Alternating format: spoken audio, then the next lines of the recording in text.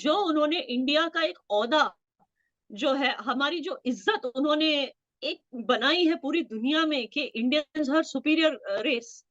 Unfortunately उनसे पहले जो भी रूलर्स थे उन्होंने इंडियंस को इंफीरियर रेस दिखा के रखा था। बिल्कुल यही। एक वो था ना, वो सुनिए ना मेरी बात। जी। एक वो अंग्रेज कॉम्प्लेक्स था उनके अंदर, जो मोदी जी से पहले जो रूलर जो हमारे यहाँ हुक्मरान थे। आपने देखा होगा प्रधानमंत्री जी आज पापुआ न्यू गिनी गए। What exactly is happening? What India is trying to do? क्या करना क्या चाह रहा है इंडिया? पापुआ न्यू गिनी के साथ है सोलोमन आइलैंड्स। सोलोमन आइलैंड्स में चीनियों ने पैसा लगाया। अब वो ग्वादर छाबार वाली बात होगी, अगर वहाँ ग्वादर में है तो हमें छाबार डेवलप करना पड़ेगा, तो हम पापुआ न्यू गिनी के साथ अपना अलायंस में जो भी है वो करेंगे।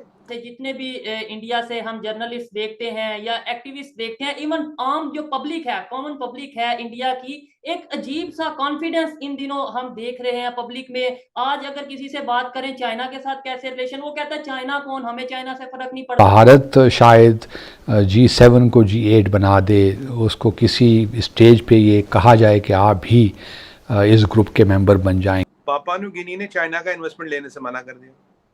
अगर चाइना का वो कहते हैं ना स्ट्रिंग ऑफ पर्ल्स है, तो हमारा नेकलेस ऑफ डायमंड्स है।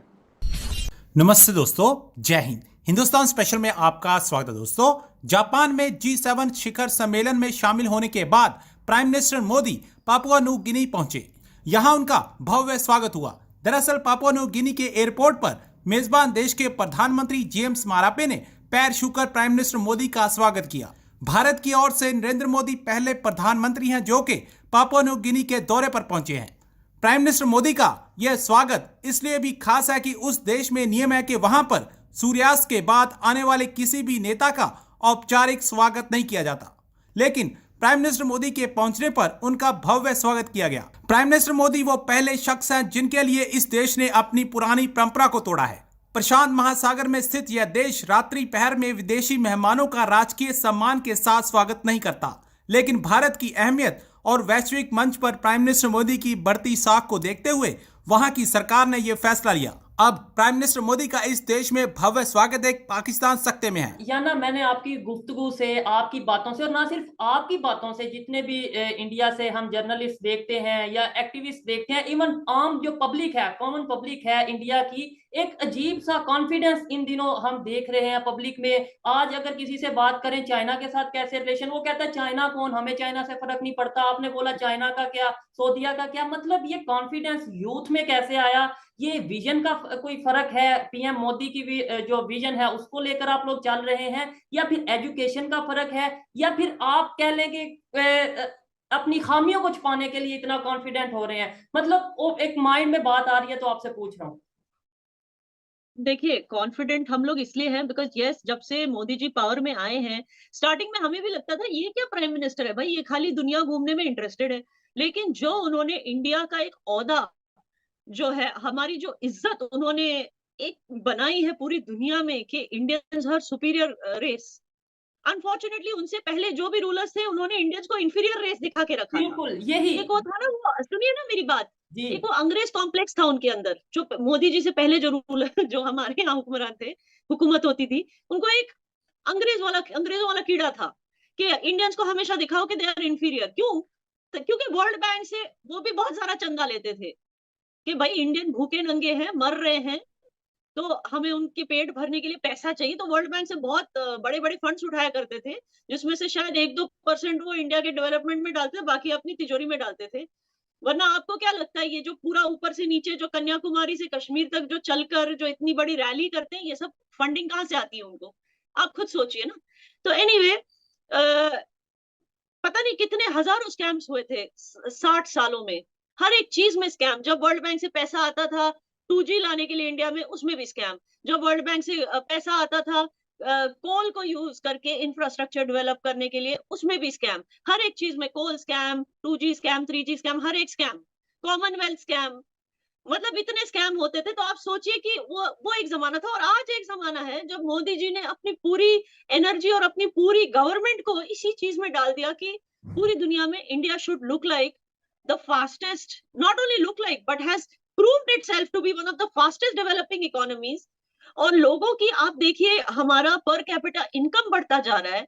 एजुकेशन सेक्टर में हम आगे बढ़ते जा रहे हैं। दुनिया के सबसे ज्यादा एजुकेटेड लोग तो इंडियंस ही है, ये तो आपको मानना चाहिए। No doubt. दुनिया की जो भी आप कंट्री ले लो, जो सीईओज हैं जिन जिन कंट्रीज में जो बड़े बड़े कंपनीज हैं, फॉर्च्यून 500 कंपनीज में सबसे ज्यादा सीईओज इंडिया में हैं, इंडिया के हैं। इवन अब तो सीईओ के भी पार हो गए। अब हम जो है फॉरेन कंट्रीज को रूल भी करने लगे हैं। जो इंडियन ओरिजिन के लोग हैं वो फॉरेन कंट्रीज में प्राइम मिनिस्टर भी बन रहे। सीईओ तो हम पहले बना करते थे, अब तो हमने उसको भी रिकॉर्ड को भी तोड़ दिया। अब हम प्राइम मिनिस्टर बनने लगे हैं दूसरे कंट्रीज के। तो आप सोचिए, अगर हमें सुपीरियरिटी कॉम्प्लेक्स नहीं होगा तो क्या होगा? Obviously we are a superior race and we have always proved that throughout history.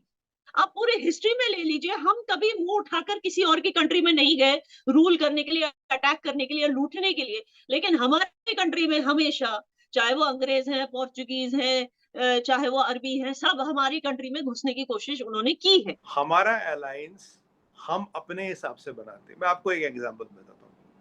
आपने देखा होगा प्रधानमंत्री जी आज पापुआ न्यू गिनी गए। पापुआ न्यू गिनी गए तो मुझसे एक टीवी पे डिबेट था, तो कोई पूछ रहा कि पापुआ न्यू गिनी में ऐसा क्या कि प्रधानमंत्री जी को जाना पड़ा। मैंने कहा देखो भैया, ये जो आपके 14, देखिए पापुआ न्यू गिनी के साथ है सोलोमन आइलैंड्स। सोलोमन आइलैंड्स में चीनियों ने पैसा लगाया। अब वो ग्वादर छाबार वाली बात होगी, अगर वहाँ ग्वादर में है तो हमें छाबार डेवलप करना पड़ेगा, तो हम पापुआ न्यू गिनी के साथ अपना अलायंस में जो भी है वो करेंगे। आपने एक और बात देखी होगी, पापुआ न्यू गिनी ने चाइना का इन्वेस्टमेंट लेने से मना कर दिया। अगर चाइना का वो कहते हैं ना स्ट्रिंग ऑफ पर्ल्स है, तो हमारा नेकलेस ऑफ डायमंड्स है। और अगर आप पापुआ न्यू गिनी को स्टडी करें, 3 स्टेट्स निकलती है वहां से। एक तो मलाका स्ट्रेट है, आप चांगी पे, आप सवांग पे हो।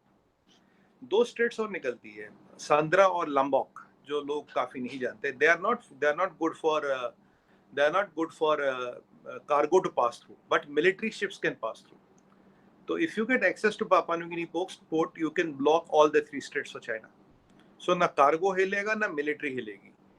और उसी दौरान वहाँ 14 ये जो आइलैंड नेशंस हैं, इनका एक सम्मेलन हो रहा है। दे आर डूइंग मतलब एक मीटिंग हो रही है, उसको प्रधानमंत्री जी एड्रेस करेंगे। तो चीमा साहब, अब कहने को तो पापुआ न्यू गिनी जैसे देश में कुछ भी नहीं है, पर ये मैंने आपको एक एग्जांपल दी जो आज हो रहा है। When we are talking, right, what is the agenda, what is the bigger game plan, what is the bigger things what we are planning.